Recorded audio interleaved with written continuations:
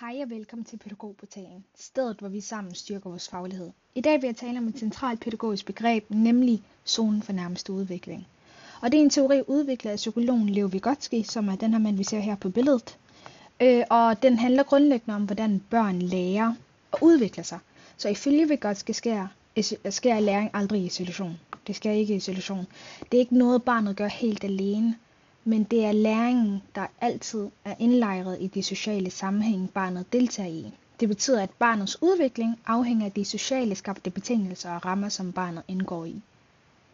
Så når børn leger, samarbejder eller får støtte fra voksne, er det netop disse fællesskaber, relationer og redskaber, der gør det muligt for, at barnet tilegner sig ny viden og udvikler sig. Så med andre ord kan man sige, at læring opstår i mødet med andre.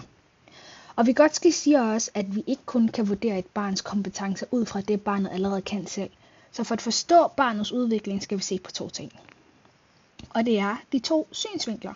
Det første synsvinkel er det aktuelle udviklingsniveau.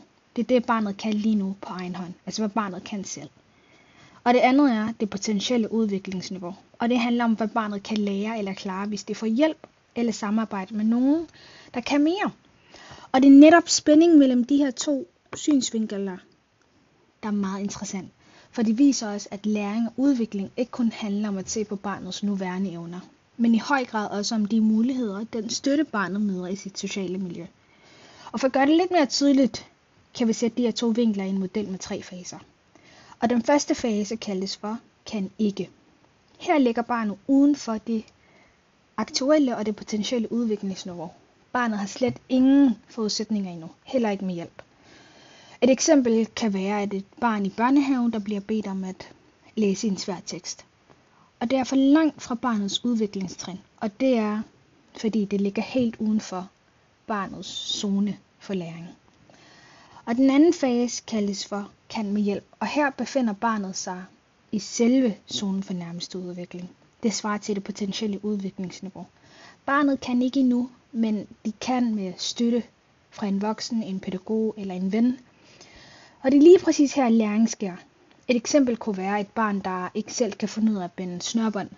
Men med en voksens guidning og støtte, så lærer barnet langsomt, hvordan man skal binde snørbånd.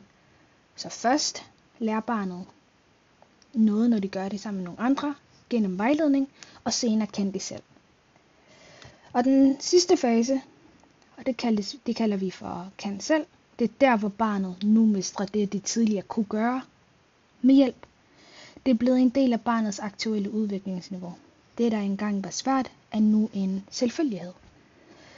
Så hvis vi ser på det i bevægelse, kan vi sige det sådan, at det barnet kan med hjælp i dag, bliver til det barnet kan selv i morgen. Altså det går fra kan ikke, kan med hjælp, kan med selv. Og det er hele pointen med Vygotskys teori. Udvikling sker ikke, fordi barnet alene opdager noget nyt. Det sker, fordi barnet indgår i samarbejde og får støtte og lærer gennem fællesskaber. Fordi læring opstår i zonen for nærmeste udvikling. Et vigtigt aspekt er også, at samarbejde ikke kun handler om, at barnet modtager hjælp. Det handler i lige så høj grad om den læring, der opstår i selve samarbejdet. Så når et barn sidder sammen med andre børn og løser en opgave, eller når et barn leger en ny leg, som de ikke kender reglerne til, så er det i selve samarbejdet og samspillet, at barnet udvikler nye evner. Og ifølge Vygotsky er det altså læring, der driver udviklingen fremad. Så zonen for nærmest udvikling beskriver den afstand, der er mellem barnets aktuelle udviklingsniveau og det potentielle udviklingsniveau. Altså det barnet kan opnå med støtte og samarbejde. Og det betyder, at vi som pædagoger spiller en helt afgørende og central rolle. Vi kan skabe de rammer og de relationer og de aktiviteter, som gør det muligt for barnet kan bevæge sig ind i zonen for nærmeste udvikling. Vi kan støtte barnet, samarbejde med barnet og hjælpe dem til at nå længere, end de ellers ville kunne alene. Og det er i virkeligheden essensen af Vygotskys teori. Barnets læring er en proces, en social proces. Det er meget dynamisk, og det er gennem fællesskabet, at udvikling driver fremad, som Vygotsky altid siger. Det var alt for i dag.